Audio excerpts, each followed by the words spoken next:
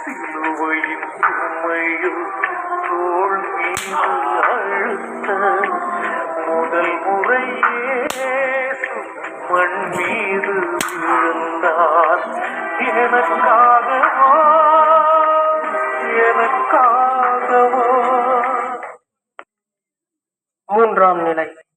இயேசு முதல் முறை தரையில் விழுகின்றார். திவ்ய இயேசுவே, உம்மை ஆராதித்து வணங்கி உமக்கு நன்றி அறிந்த தோத்திரம் செய்கிறோம். அதே என்றால் பாரமான சிலுவையை கொண்டு உலகத்தை மீட்டு ரட்சித்தீர்.